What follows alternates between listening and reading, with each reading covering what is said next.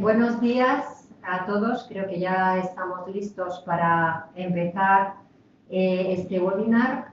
Soy Mercedes Hernández y os doy la bienvenida a este webinar que el Foro de Universidades del Club Excelencia en Gestión ha organizado especialmente para todos vosotros y donde trataremos uno de los temas que sabemos os interesa más, ya que hablaremos sobre los rankings universitarios. En esta segunda edición de un ciclo de 4 webinars titulado Comprensión de la dinámica del ranking de Shanghái, hablaremos, entre otras cosas, sobre los resultados y el camino para superar las dificultades al intentar reproducirlos. Para hablarnos de ello tenemos el lujo de contar con el profesor Domingo Docampo, doctor en matemáticas por la Universidad de Santiago. Desde 1992 es catedrático del área de conocimiento de teoría de la señal y comunicaciones de la Universidad de Vigo, institución en la que fue rector entre 1998 y 2006. Antes de darle paso, les comento cómo se va a desarrollar este webinar. El objetivo es acabar a la 1, empezar ahora Domingo con su presentación y al final os dejaremos unos 15 minutos para que podáis hacer preguntas o dejar algunas reflexiones.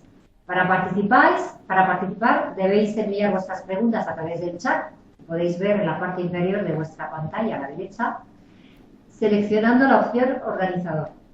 Podéis ir enviando vuestras preguntas durante la presentación para que las tengamos preparadas cuando finalice Domingo. Muy bien, pues ya sin más, cedemos la palabra a Domingo, pasamos la conexión y le escuchamos. Adelante, Domingo. Muy bien, buenos días a todos y a todas los que me estén escuchando y muchas gracias por invitarme a participar en este evento. Como bien has dicho en la presentación, yo voy a hablar en particular de una de las clasificaciones universitarias, la que tiene que ver con el conocido como ranking de Shanghái, aunque también haré alguna incursión en alguna otra clasificación que ahora mismo pues está siendo también de sumo interés en las universidades.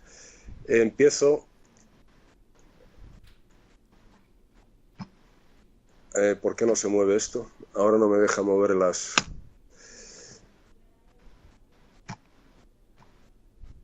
Estoy intentando mover la siguiente... Ahora. Bien.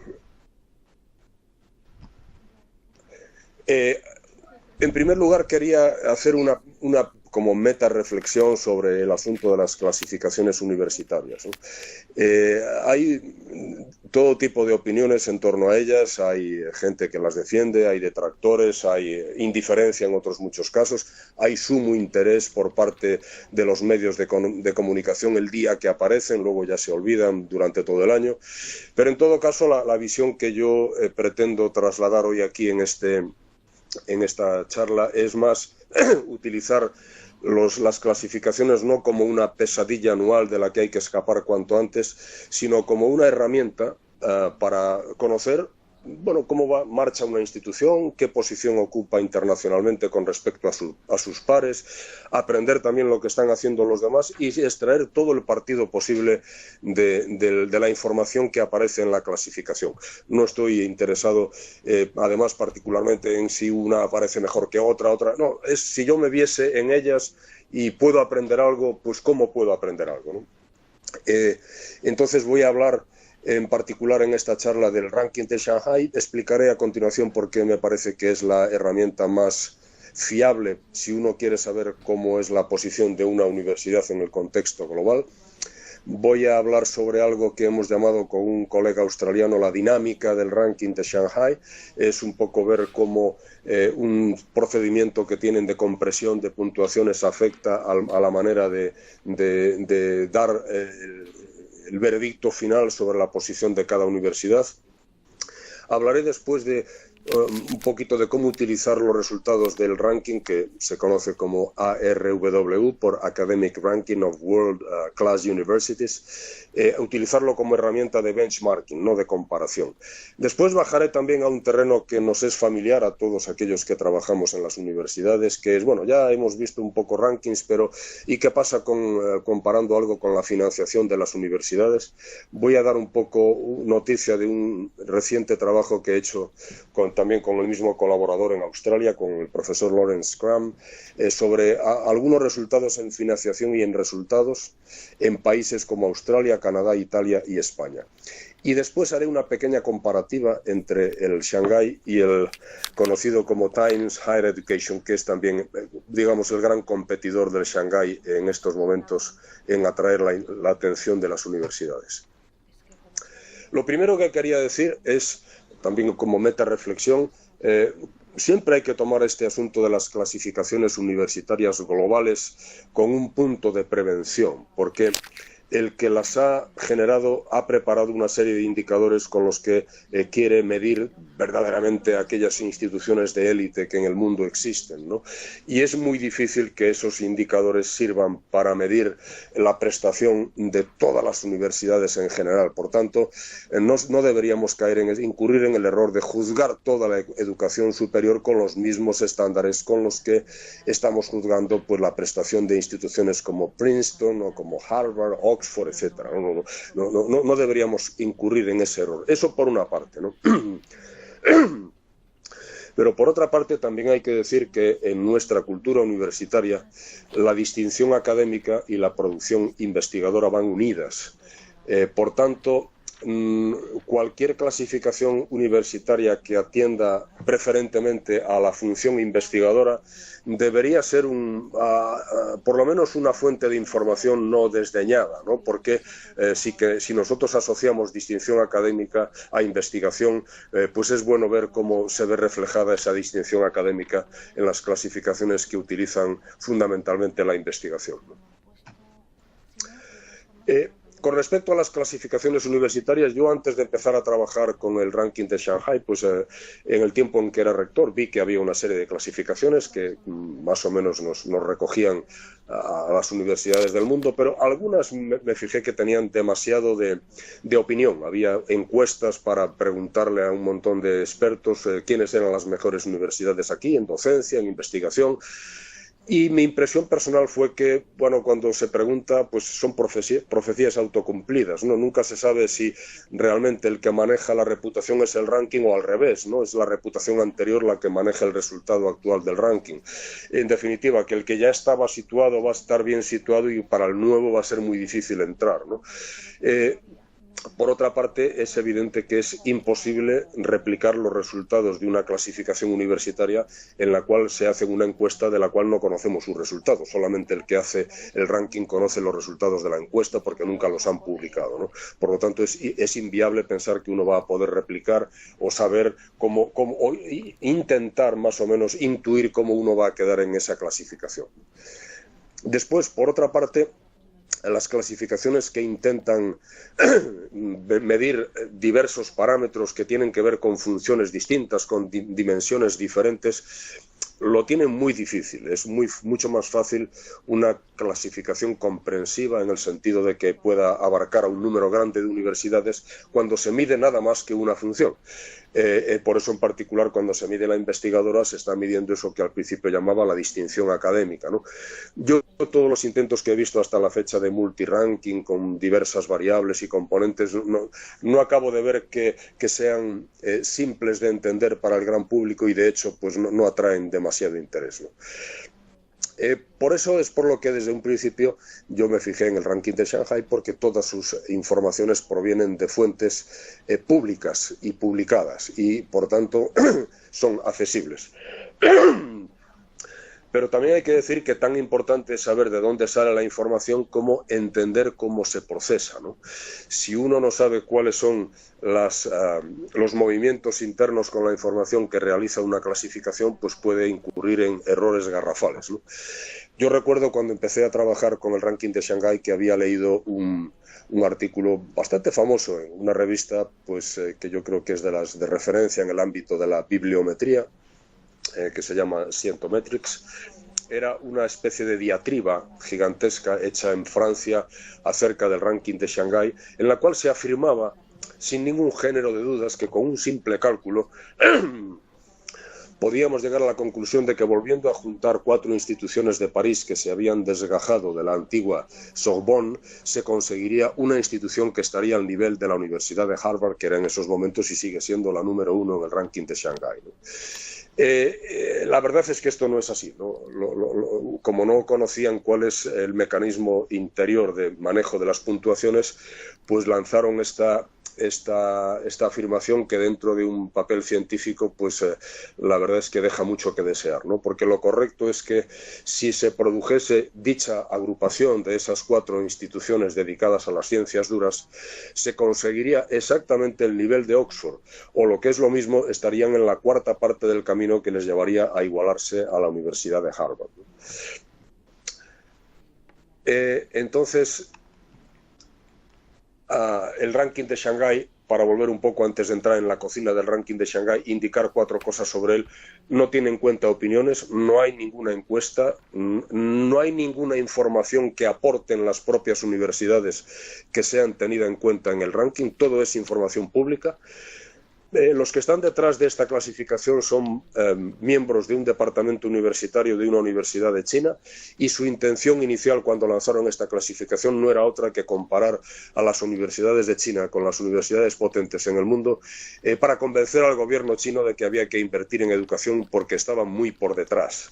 Es decir, que el que hace el ranking no quiere quedar bien, sino que más bien les interesaba todo lo contrario, ¿no? Que quedase bien patente la gran distancia que había, ¿no? Después, el ranking es homogéneo, muy súper homogéneo, mide nada más que la dimensión investigadora y además no lo ocultan.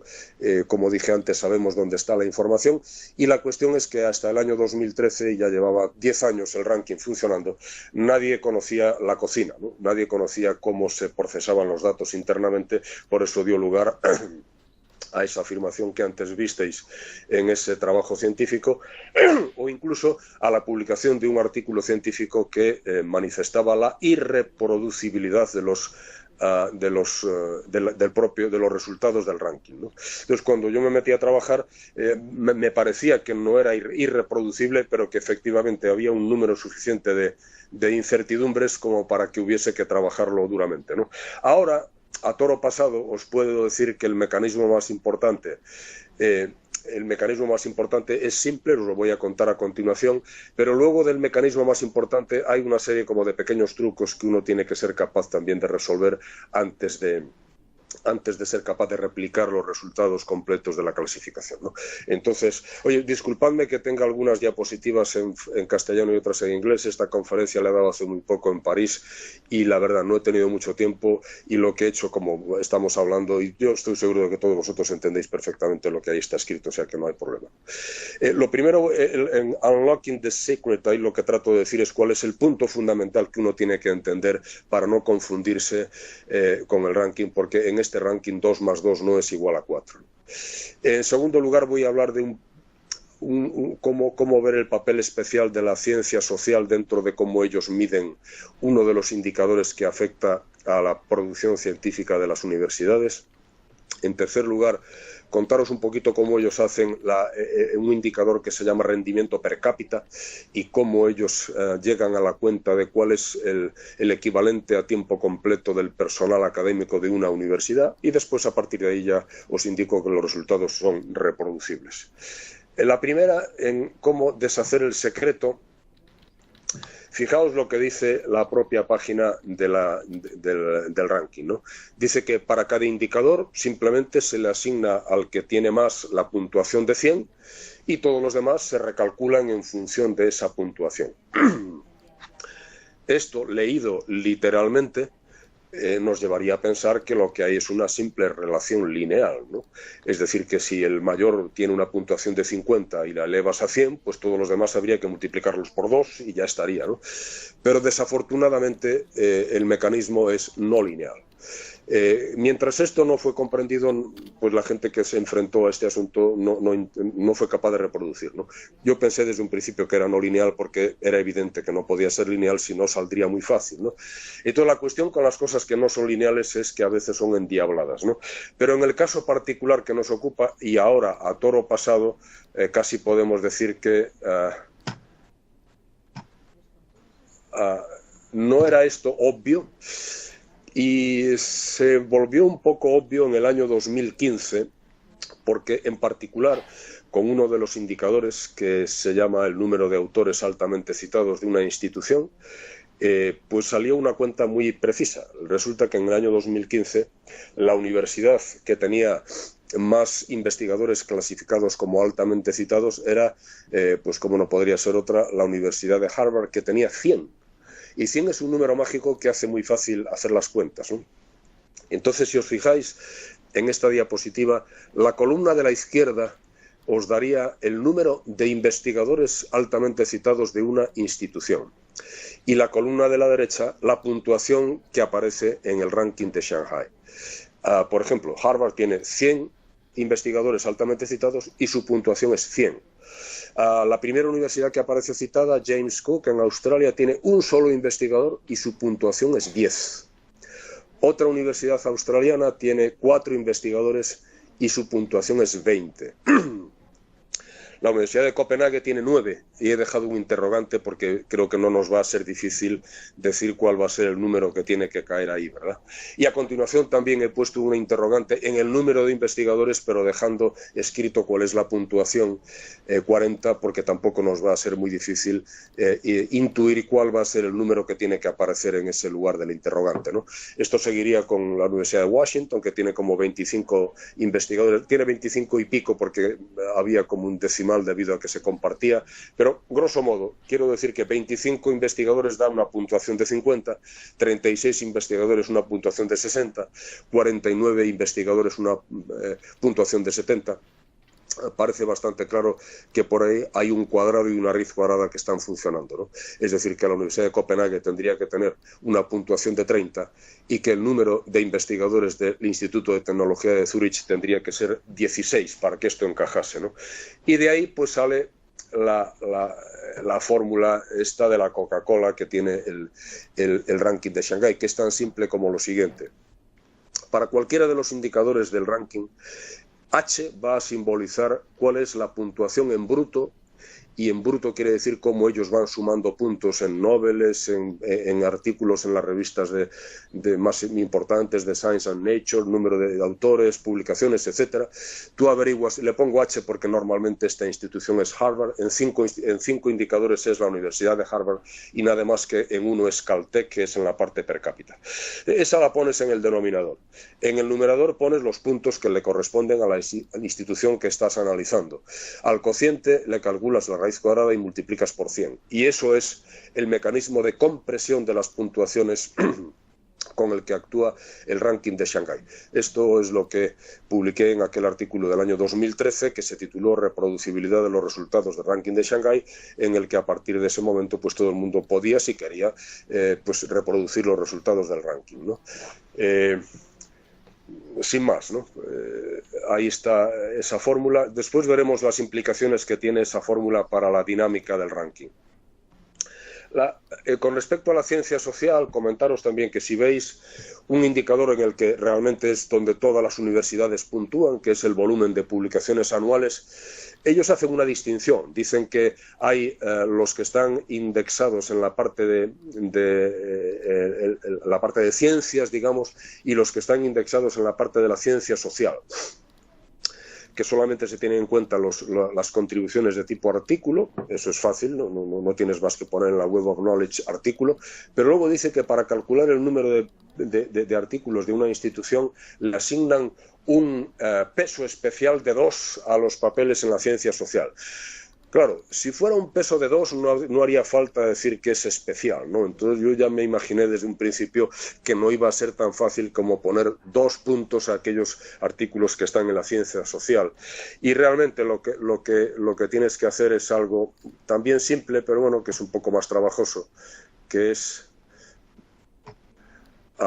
primero tienes que averiguar cuáles son los trabajos que tiene una institución que están listados solamente en ciencia, otros que son los que están listados solamente en la ciencia social, se llamarían OC y OS. Y entre medias tienes que buscar aquellos artículos que aparecen a la vez en la ciencia social y en la ciencia, que son muchos. Hay disciplinas que están clasificadas al mismo tiempo en dos ámbitos científicos, uno de la ciencia social y otro de la ciencia. Entonces, mediante un proceso de regresión se puede llegar muy fácilmente a la conclusión de que la puntuación estrictamente es un punto para los artículos que están nada más que en la ciencia, 2 puntos para los artículos que están nada más que en la ciencia social y 1,5, y esa es la parte especial, para los artículos que están a la vez en la ciencia y en la ciencia social. Por cierto, dado que la ciencia social juega un papel importante, esta es una gráfica que os muestra cuál es la proporción de la ciencia social que aparece contabilizada en el ranking de Shanghái, si no recuerdo mal, en la edición de 2015, ¿no? Donde veréis que en general el ámbito anglosajón es el que tiene una mayor proporción de artículos en la ciencia social, lo cual todos sabíamos y conocíamos. La ciencia social tiene un componente importante en las lenguas propias y en revistas que no están indexadas en los sistemas de indexación de lo que en su día era la Thomson Reuters o de Scopus, y por tanto aparece como en los primeros clasificados todos los países de habla inglesa, junto con Holanda, que a estos efectos es como si fuese un país de habla inglesa porque solamente publican en inglés, ¿no? La posición española en este sentido es muy buena, estamos en un terreno intermedio, pero con Bélgica, Dinamarca, con Chile, Portugal, Taiwán, países en los cuales la ciencia social ha dado un paso para la publicación con estándares internacionales y, curiosamente, si nos fijamos en la parte más abajo de la gráfica, bueno, era de esperar que China, India, Rusia aparezcan ahí, pero no tanto que Japón aparezca ahí, o bien Corea o Francia. Francia en particular sorprende mucho. Y ahora en esta estancia en la que he estado en Francia les ponía esta transparencia y no daban crédito, ¿no?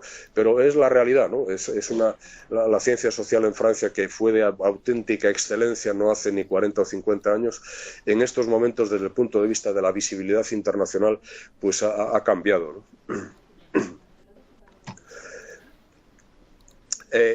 Un toque nada más de atención sobre esta parte final del Shanghái en la que habla del el rendimiento per cápita, ¿no? Cuando ellos hacen un último indicador en el que dicen que dividen todo, la suma de los indicadores ponderada por el número de profesores a tiempo completo, bueno, esto tiene dos trampas. El primero es que no sumas los indicadores y divides, sino que tienes que deshacer la no linealidad anterior, es decir, que si antes echaste la raíz cuadrada, pues ahora tienes que elevar al cuadrado, ¿no? Bueno, una vez que esto se hace, pues ya no tiene ninguna dificultad. Luego se compara con el resultado de Caltech, igual que en la fórmula aquella que veíamos anteriormente, y no es difícil. Pero esto lo hacen para una serie de países en los que ellos entienden que son capaces de calcular cuál es el equivalente a tiempo completo. En otros muchos no. Por ejemplo, en Portugal, por ejemplo, en Grecia, por ejemplo, en Alemania, en Dinamarca, no son capaces de calcular el equivalente a tiempo completo. Entonces lo que hacen es asignar un número ficticio, un número dummy, ¿no? y le ponen, normalmente es 950, por tanto es como si todas las instituciones alemanas o danesas o portuguesas a efectos del Shanghái tuviesen 950 profesores equivalentes a tiempo completo con independencia del tamaño de la institución. Evidentemente, esto favorece a las instituciones grandes porque tienen mejor efectividad per cápita de la que realmente tendrían si les midieran el profesorado, y perjudica a las pequeñas, ¿no? En el caso de España, nosotros sí nos cuentan el número de profesores a tiempo completo, y para que os fijéis un poquito, que no es difícil ver qué es lo que nos cuentan a nosotros. En general, lo que hace el ranking de Shanghái es medir el número de profesores que en el ámbito anglosajón serían pues el assistant professor, associate professor o full professor. En España ellos lo que hacen es medir el número de funcionarios que necesitan el título de doctor para acceder a la condición de funcionario. Por tanto, es la suma de los catedráticos de universidad, titulares de universidad y los catedráticos de escuela universitaria.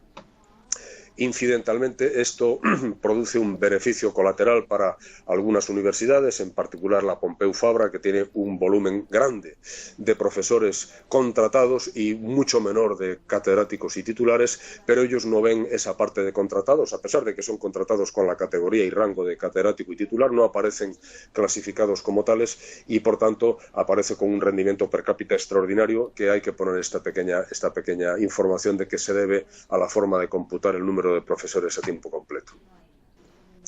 Entonces, en la dinámica, un comentario nada más, cuando este colaborador mío, Lawrence Cram, y yo estábamos analizando, veíamos que el sistema de Shanghái lo que hace es una compresión de puntuaciones, de manera que de algún modo acerca nuestra puntuación a la de la máxima, ¿no? Fijaos que antes, si en el caso de los investigadores altamente citados, Harvard tenía 100 investigadores, 100 puntos, pero tú con un investigador tienes 10 puntos. Has recortado la diferencia de 100 a 1 y la has pasado de 100 a 10. Es decir, que es un mecanismo de compresión, ¿no?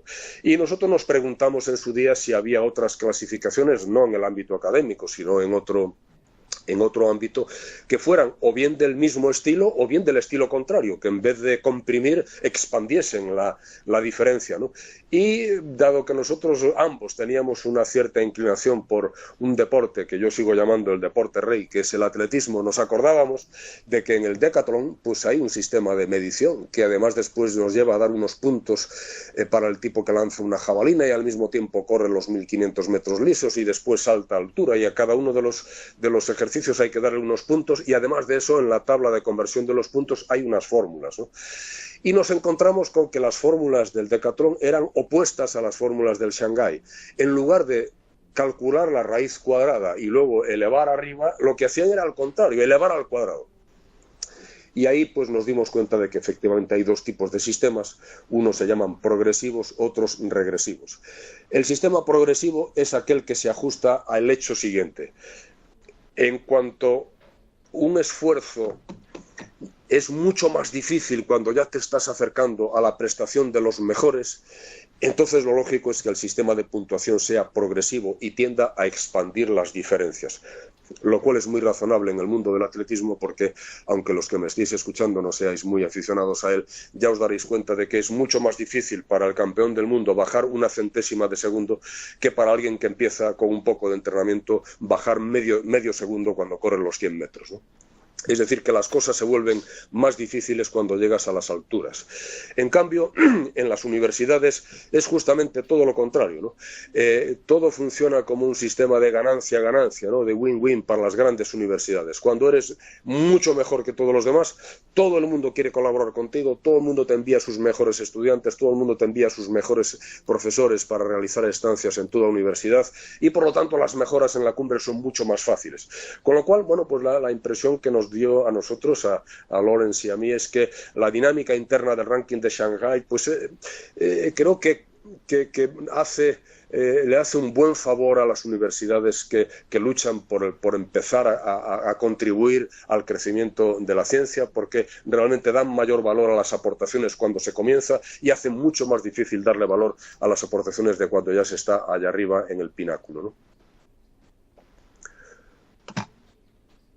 De hecho, si veis, esto es una gráfica simplemente que dice, desde el año que empezó el Shanghái hasta el día de hoy, ¿cuánto han crecido las puntuaciones medias de las universidades que están situadas en las diversas franjas? De la 1 a la 100, de la 100 a la 200, de la 200 a la 300, etc. Y veis que hay una inclinación clara hacia las últimas universidades, son las que más han crecido, por ese efecto de la dinámica regresiva del ranking de Shanghái, que lo que hace es comprimir las puntuaciones. Hay también una cierta elevación en las primeras, y esto es debido exclusivamente a cuando van saliendo los diversos premios Nobel en la última década, se da un empujón a una serie de universidades que entran entre las primeras y reciben un poco más de crecimiento que las. Pero en general, si veis del 1 a 100, de 100 a 200, de 200 a 300, es muy parecido, y sí que se advierte un crecimiento claro en las que emergen por abajo, ¿no? Luego, digamos que es una clasificación que hace mucho más fácil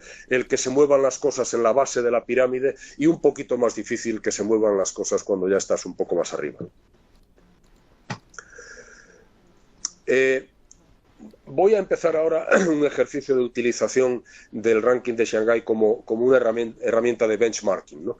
Este fue un trabajo también que publicamos en el año 2015, que hablábamos del efecto del tamaño sobre las clasificaciones universitarias. Más o menos llegamos a la conclusión de que al menos un tercio de todo lo que pasa en el ranking de Shanghái se debe exclusivamente al tamaño de las instituciones, pero no mucho más allá de un tercio, ¿no? Y entonces nos preguntamos a partir de ahí, bueno, ¿cómo hacer para medir aquello que es el número de universidades de investigación que tiene un país, ¿no? Una medida restrictiva sería decir las que están entre las 500 primeras del ranking de Shanghái, pero nos damos cuenta de que ahí no está todo lo que se hace en investigación en los países, ¿no?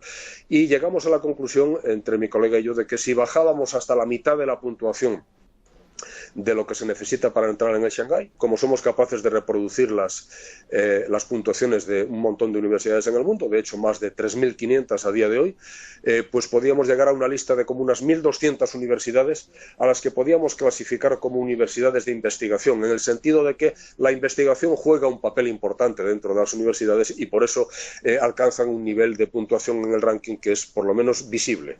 Y una cosa muy curiosa, muy interesante, es que si ponemos en una gráfica la participación de un país en la riqueza mundial, ese sería el eje de las X, y ponemos en el eje de las Y.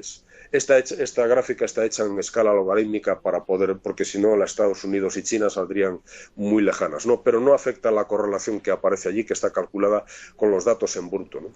En el norte tendríamos el número de universidades de investigación que tiene un país medido de la forma que anteriormente he dicho, ¿no? Y sale un resultado muy razonable, ¿no? Cada país tiene el número de universidades de investigación que sería más o menos predecible de acuerdo con su riqueza. Fijaos que el porcentaje de varianza explicada es el 90%, lo cual es muy elevado, ¿no? Y que incluso China a día de hoy ya tiene el número de universidades de investigación que estaría predicho por su riqueza, no por su población, sino por su riqueza. Fijaos que los países europeos en general están todos muy pegados a la recta de regresión, y si Holanda sale un poco más abajo es porque Holanda en su día decidió que iba a tener un número pequeño de universidades, pero todas ellas de nivel mundial, y entonces en esta clasificación parece como que tiene menos universidades de investigación. Ahora, cuidado, porque todas ellas son de altísimo nivel, ¿no? En cambio, podemos también hacer otro ejercicio que sería el siguiente. A ver cómo os explico yo esta transparencia. Digamos que, ¿cómo comparamos ahora la prestación de un país enorme en renta, como por ejemplo Estados Unidos, con un país pequeño como Portugal, ¿no? Pues diríamos, vamos a hacer una proporción de universidades en función de un número de universidades, perdón, en proporción de la proporción que este país tiene del Producto Bruto Mundial. Entonces, el primer cuartil serían las primeras universidades, serían 47 en Estados Unidos, una sola en Portugal, 5 en España, 8 en Francia. De algún modo estaríamos diciendo que cuando hablo de las mejores universidades de Estados Unidos, estoy hablando de las 47 mejores. Cuando hablo de España, hablo de las 5 mejores. Cuando hablo de Portugal, de la primera. Y voy a comparar el promedio de esas instituciones. Eso va a ser uno de mis dos factores.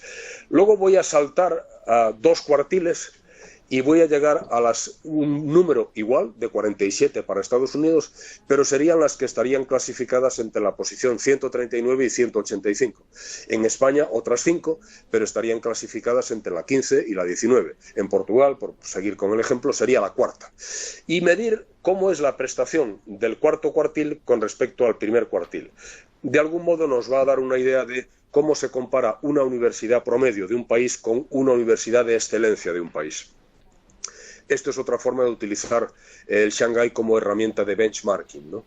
Y si os fijáis, yo creo que el cuadro que nos da, la verdad es que se parece un poco a la visión que uno tiene a priori de cuáles son los sistemas universitarios de élite en el mundo, que son Estados Unidos, el Reino Unido y Suiza. Como veis, son los que aparecen en el eje del primer cuartil más arriba. Sus universidades de excelencia son realmente universidades de altísimo nivel. Después hay países, como hablábamos antes, Holanda, como Suecia, Dinamarca, Israel, donde lo que prima es que el conjunto de las universidades es muy bueno y no hay ninguna que destaque especialmente. Y todos los demás nos movemos pues en torno a la recta de regresión, con variaciones en que algunos países pues tienen, Francia por ejemplo, pues de todos es bien conocido que tiene algunas instituciones realmente excelentes, por lo tanto sobresale muy por encima de lo que sería predecible con respecto a la institución por medio, pero ya no hay tanta diferencia con respecto al eje, ¿no? A mí esta transparencia no me enseña nada que no supiera.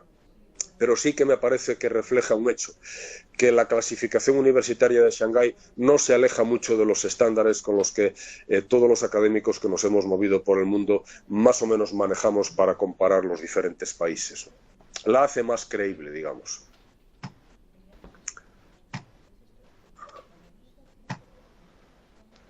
Ahora una incursión en el Times Higher Education, en el otro ranking. Este sería el mismo ejercicio hecho con los resultados publicados para el ranking THE.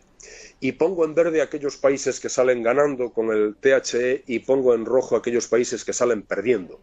En particular, Estados Unidos, en el ranking hecho en el Reino Unido, sale perdiendo. Si os fijáis en la vertical, la institución por medio de Estados Unidos es lo mismo que una institución turca o de Tailandia o de Polonia para el ranking hecho en el Reino Unido, ¿no? Nosotros salimos ganando un poquito, pero no mucho, estamos más o menos igual, estamos donde estábamos. Nuestra universidad promedio es parecida a la de Corea, a la de Francia, a la de Taiwán, pero nuestras mejores universidades se han hecho mejores con el ranking inglés. Y desde luego lo que es la Commonwealth, el British Empire, todas esas instituciones de Nueva Zelanda, Australia, el Reino Unido, Canadá, etcétera, todas salen mucho mejor paradas. Para mí este es un efecto secundario de preguntarle a un ámbito básicamente anglosajón y dependiente del sistema del Reino Unido quiénes son las mejores universidades del mundo, ¿no?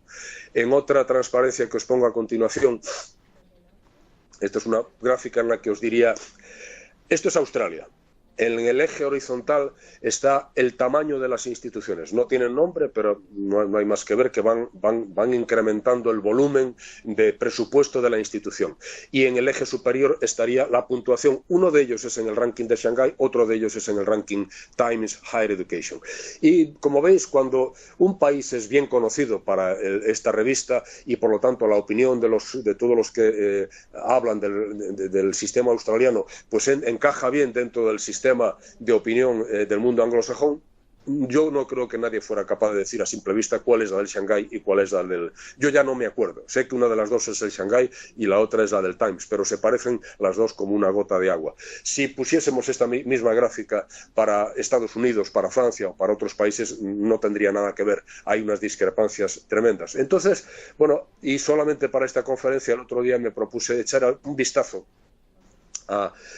¿Cómo hacemos normalmente para ver cuáles son los factores que afectan a las dimensiones que tienen unas clasificaciones? Hay una herramienta que seguramente todos los que me estáis escuchando conocéis, que es el análisis por componentes principales, en los cuales cuando tienes varios indicadores, pues puedes reducir la información al mínimo posible, 2 buscas que sean, para que te dé una idea de cuáles son las dimensiones que ahí aparecen, ¿no? Entonces, fijaos, dentro de esta gráfica, en mayúscula, están indicadores extraídos del ranking de Shanghái. Uno es Nobel, que sería la suma de lo que ellos llaman alumnos y profesores, de 2 indicadores conjuntamente. HSN sería la suma de los autores altamente citados y de los artículos en la revista Science and Nature, y PUB sería el volumen de publicaciones de una institución. Luego ARBU es simplemente la puntuación final. Y en minúscula están 3 de los indicadores importantes que se llevan el 90% de la puntuación del Times Higher Education, que es Teaching and Research, que aparecen abajo juntos, y luego Citations, que aparece un poco separado. Quiero deciros que en realidad yo estoy forzando para que haya 2 componentes principales, porque el análisis nos diría que solamente hay una componente principal, es decir, que los 2 rankings miden una sola dimensión, pero forzando un poquito aparece como que, primero, un dato muy interesante, no hay manera de distinguir el indicador de docencia del indicador de investigación dentro de las puntuaciones del ranking inglés, lo cual la verdad es que es un poco sorprendente, ¿no? Porque es un ranking que anualmente publicita que nosotros atendemos a todas las dimensiones de las instituciones y no solo hacemos caso de la investigación, sino también de la docencia. No es verdad, ¿no? Es exactamente lo mismo. Si lo ves ahí, sale exactamente igual, ¿no? Y el único que se distingue es el de citaciones, que lógicamente aparece en el polo opuesto de publicaciones, porque eso es citaciones dividido por el número de artículos, ¿no? Con lo cual estás forzando directamente a que haces una cuenta que ya no es global, sino que es dividida por un parámetro que es el número total de publicaciones. Pero si os fijáis en esta gráfica, la puntuación final en los dos, pone D-Score y ARBU, es muy parecida, ¿no? O sea que en realidad son clasificaciones que no son realmente muy distinguibles desde el punto de vista de lo que están midiendo. Están midiendo una dimensión y esa dimensión es el prestigio que viene fundamentalmente de la función investigadora. Esta otra gráfica aparentemente no es más que un barullo, ¿no? Pero os quería... esta es la que baja al terreno de la financiación y los resultados de investigación. Ahí hay 4 países, no pongo nombres de las universidades, nada más que las siglas: Italia, Australia, Canadá, España. De nuevo, hay un análisis por componentes principales, pero aquí lo que hay es lo siguiente. En el eje horizontal sería el rendimiento investigador por dólar, digamos el número de trabajos científicos y el número de trabajos científicos de excelencia por dólar. En el eje vertical sería el número de estudiantes que tú atiendes por dólar y el número de graduados que la universidad saca cada año por cada dólar invertido. Por tanto, es evidente que el cuadrante superior derecha pues es la de aquellas instituciones que por cada dólar sacan más producción científica y más graduados, ¿no? Y el cuadrante inferior izquierda pues sería aquellas instituciones que por cada dólar sacan menos de todo, ¿no? Y los otros 2 cuadrantes pues serían o bien bajos en el número de estudiantes o bien bajos en la producción investigadora. Si os fijáis un poco, no hay una tendencia muy clara. Los australianos son los únicos que aparecen como en una recta, ¿no? Pero todos los demás no hay una especialización en docencia o investigación. Aparecemos todos los países por todas partes. En Australia sí que hay un compromiso. Cuando es mayor el rendimiento investigador, tienen menos estudiantes y sacan menos graduados, se puede ver perfectamente, pero todos los demás países son muy parecidos. Y la cuestión es que España aparece muy bien representada en el primer cuadrante y muy bien representada en el círculo central, que es donde estarían aquellas instituciones que lo hacen de manera razonable en todas ellas. Es decir, primera conclusión, cuando nosotros nos medimos por el rendimiento tanto investigador como por el número de estudiantes a los que atendemos en función de nuestra financiación, estamos perfectamente homologados a nivel internacional. Hemos puesto estos 4 países. Si hubiéramos extendido al Reino Unido, a Francia, a Estados Unidos, la gráfica es muy parecida, creedme. Lo que pasa es que no teníamos los datos con precisión del gasto por universidades en todas esas instituciones y preferimos dejarlo en el análisis con estos 4 países. Esto saldrá publicado recientemente, en breve en Scientometrics, pero todavía no ha aparecido ni siquiera en Online First, entonces no os puedo dar la referencia. En todo caso, si consultáis mi nombre en este portal de investigación que se llama la ResearchGate, tendréis una referencia también a este trabajo.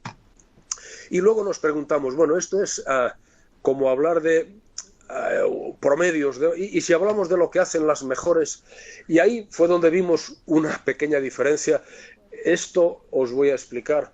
En el eje vertical estaríamos hablando de la puntuación que las universidades alcanzan en la clasificación universitaria del ranking de Shanghái. En el eje horizontal sería el tamaño. Y en cada país hicimos 3 grupos. Los de las universidades mejor financiadas, no mejor financiadas por alumno, no, que tienen más volumen de financiación. El segundo serían las universidades de tamaño medio y el 1 serían las universidades pequeñas. Y lo que nos dimos cuenta fue que en Australia y en Canadá las universidades mejores son capaces de extraer mejor rendimiento por dólar de cara a sus puntuaciones en el ranking de Shanghái. Esas puntuaciones están calculadas en función de los dólares invertidos, no es puntuación bruta. Bueno, eso nos dio un poco que pensar, ¿no? Estamos aún trabajando sobre ello, pero nos da que pensar que no todo es financiación, sino que también es el uso que se haga de la financiación y cómo estas instituciones del ámbito anglosajón consiguen, cuando tienen un tamaño razonable, ser capaces de atraer más talento y ser capaces después de convertirlo en una mayor visibilidad internacional. Bueno, como estamos acercándonos a esos 45 minutos que la organización me ha dado antes de empezar con las preguntas, un poco a modo de recapitulación, decir que el ranking de Shanghái, pues conocemos cómo se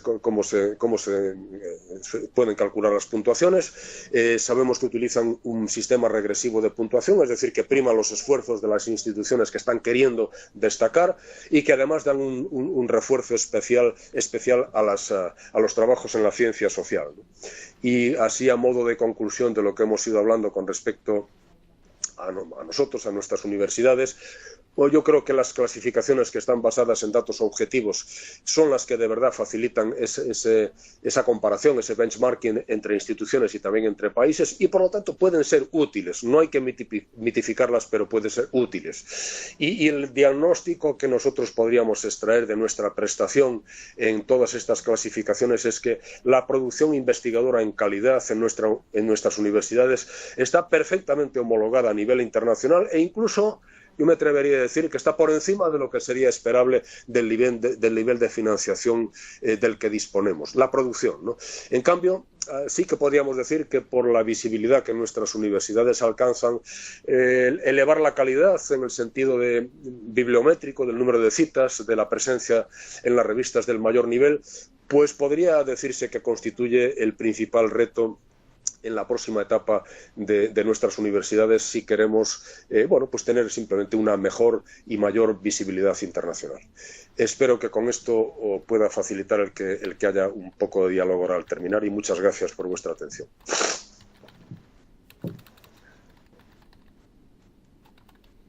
Muy bien.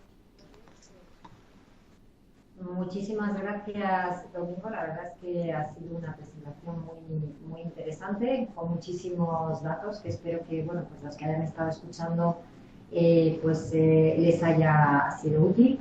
Estamos empezando a recibir algunas preguntas y voy a leer la primera. Sí. Nos preguntan cómo ha obtenido los datos de la gráfica de ciencias sociales, donde España no estaría mal parada, pero sí Francia.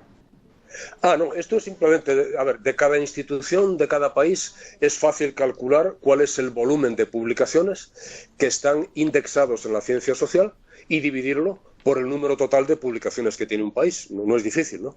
Entonces, en Francia, lo que ha habido en los últimos 30 o 40 años es cada vez más la ciencia natural, química, física, matemáticas, biología, etcétera, incluso parte de la ciencia social como la economía o la antropología, cada vez más se ha ido abriendo a la publicación en revistas de ámbito internacional y ha ido creciendo, igual que ha crecido la publicación científica del resto de los países.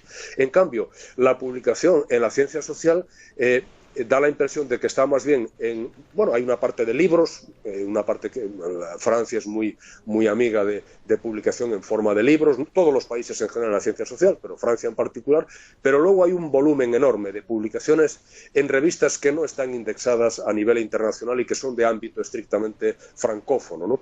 Y eso lo que da es que cuando uno ve el número de publicaciones en la ciencia social indexadas en la Web of Knowledge, todo hay que decirlo, en la Web of Knowledge, pues la proporción de publicaciones en Francia es la mitad de la que las españolas, ¿no? Lo cual nos da un dato realmente bastante sorprendente, ¿no? Pero, en fin, es muy fácil de calcular para cualquiera de vosotros. Basta con que hagáis una búsqueda en la Web of Knowledge, ponéis Spain o France y miráis en la parte de ciencia social, luego el total, dividís y ya os sale esa cuenta. Muy bien, como comentario, que, bueno, comentando que es sobre publicaciones JCR, no sobre sí, más o menos desconocido. Sí, es JCR, por eso ya he dicho de la Web of Knowledge, ¿no? Muy bien. Otra pregunta que le trasladan, ¿cree que la modificación ICI, H mayúscula y sí, mayúscula y minúscula, de 2016, que ha producido notables variaciones en las posiciones, se va a mantener? Vale, este año ha habido... Yo no he entrado en los detalles particulares porque si no, no era capaz de hablar 45 minutos, tendría que haber hablado del doble, ¿no? Pero efectivamente, si hubiésemos entrado en las particularidades, para la persona que me pregunta, que conoce bien el tema, sabéis que antes había una lista de investigadores altamente citados que Thomson Reuters, que ahora ha cambiado de nombre, pero en estos momentos ya no me acuerdo ni cómo es el nombre de la nueva empresa que la ha comprado, le llamaba la vieja lista, ¿no? Y después empezaron con una nueva, y la diferencia entre ambas es que en la vieja lista los autores llegaban para quedarse, nunca se salían de la lista. En la nueva, la lista anualmente cambia. ¿Y qué pasa? Que hasta el año 2015 el ranking de Shanghái manejó en este parámetro, la mitad de la puntuación era asignada para la vieja lista y la otra mitad era para la nueva lista, con lo cual se mantenía una cierta inercia de las puntuaciones anteriores. En 2016, y sin aviso precedente, el Shanghái se ha deshecho de la vieja lista, con lo cual solamente utiliza la lista anual que aparece en la clasificación de Thomson Reuters. Eso quiere decir que las fluctuaciones van a ser mucho mayores porque los autores que un año están pueden dejar de estarlo al año siguiente. Sería muy prolijo entrar en el detalle particular de por qué, es por el número de publicaciones que tienen altamente citadas, pero como la ventana temporal se va moviendo, algunas pueden desaparecer y algunos autores pueden desaparecer y otros emerger, ¿no? Por lo tanto, este va a ser a partir de ahora un indicador más volátil. También hay que decir, para esta persona que preguntó, que en la clasificación que ellos llaman Field, que es para ciencias, para medicina, para ciencia social, ellos utilizan ahora un promedio de la lista del 2015 más la lista del 2014, de manera que van promediando 2 años para mitigar ese efecto de volatilidad. No sé si lo van a hacer el año que viene con el ranking de Shanghái, la verdad es que no. Hace poco estuvimos con ellos en Francia, porque estuve en una conferencia en la que había un representante, preguntamos, pero yo os puedo decir que a estos chinos no les arrancas una información, allá te mates, o sea, son inescrutables. Tú preguntas, ellos ponen cara de que entendieron la pregunta y te dicen, sobre el año que viene todavía no hemos empezado a hablar, y ahí se queda la cosa, ¿no? Muy bien, pues creo que el siguiente comentario tiene que ver con lo que nos acabas de comentar. En su artículo, Análisis de las universidades españolas en el ranking de Shanghái, de 2016, de ResearchGate Expanded, no aparece Sevilla. ¿Significaría que ha caído más de 500 puestos o se trata de un error? Es un error, si no aparece es un error y tengo que corregirlo. No aparece en lo que es el ranking de Shanghái, el árbol. Quien me pregunta me puede, o en alguna de las clasificaciones, porque ahí después hago 5, hago una por ciencia, otra por ciencia social, otra por medicina, entonces me está hablando de que no aparece en la genérica o que no aparece en alguna de las particulares. Dice que no aparece en su artículo. No es posible que no aparezca en mi artículo. Genérico, perdón. En el genérico, entonces es un error y muchísimas gracias por decírmelo porque lo corregiré inmediatamente. Es un error, obviamente, ¿no? Sevilla aparece este año, no ha entrado entre las 500, pero entra entre las 510 a 520, se ha quedado estrictamente a las puertas. Si me la he dejado es por un error de haber clasificado en vez de poner España le puse otra cosa, vete a saber lo que le puse, se me cayó por ahí alguna etiquetación, pero mañana estará corregido. Muy bien, fantástico. Pregunta, ¿alguien sacará el Expanded 2016? Pues esa pregunta ya casi hay que trasladársela a la Universidad de Granada porque todos los datos ya los tienen, así que a mi amigo y colaborador Daniel Torres Salinas le traslado esa pregunta si por casualidad nos está escuchando. Daniel, hace un mes que ya te envié todos los datos para el Expanded, por favor ponedlo en la web. Le trasladaremos el mensaje. Muy bien, pues parece que ya no tenemos más preguntas. Última oportunidad para los que quieran aprovechar que tenemos al profesor Domingo para hacer. Bueno, nos llegan comentarios muy positivos, ha sido extraordinariamente interesante. Y bueno, nos dan las gracias los participantes. Creo que tenemos algún participante además que nos está siguiendo desde la República Dominicana, desde la Universidad Dominicana. Saludos especiales. Debe tener mucho interés debido al cambio horario para estar escuchando. Nos dice que ha sido muy clarificador en la ponencia. Y aprovecho para deciros a todos los que estáis conectados que este webinar está siendo grabado y que lo vamos a subir a nuestra plataforma Agora. Para los que no tengáis acceso, no os preocupéis, os vamos a enviar a todos un correo electrónico con el enlace para que podáis entrar en la plataforma. En la plataforma encontraréis la presentación y la grabación del webinar. Así que os invitamos a que lo compartáis con todas aquellas personas que puedan estar interesadas. Y aprovechamos para deciros que, siguiendo con este tema de los rankings, este ciclo de webinar, en los próximos webinars que estamos preparando serán el día 20 de enero sobre las estrategias para mejorar la posición en los rankings y el 17 de febrero sobre las consecuencias de las publicaciones de los rankings universitarios. Así que os invitamos a que os anotéis esas fechas en vuestras agendas y os enviaremos la invitación en su debido momento. Por nuestra parte, sin más, despedirnos de todos vosotros, dar las gracias a Domingo por haber compartido con nosotros su experiencia y conocimiento y esperamos pues volver a tener la oportunidad de compartir otros webinars sobre estos temas tan interesantes. No sé, Domingo, si me imagino que te quieras despedir. Ya, yo a todos, bueno, primero a vosotros, agradeceros esta oportunidad de contar mi trabajo y a todos los que me han escuchado y bueno, esos comentarios que me han hecho positivos pues refuerzan mi estímulo para seguir trabajando en esta línea. Muchas gracias a todos. Muy bien, pues también ya por último comentaros que si tenéis alguna pregunta que no hayáis podido trasladar, pero se os ocurre más adelante, nos podéis mandar un correo electrónico y trasladaremos las preguntas a Domingo, que estoy segura sí, encantado. Para contestarla, aunque sea más adelante. Encantado. Muy bien, pues muchísimas gracias. Muy buen día a todos. Gracias, Domingo, y hasta muy pronto. Muy buen día.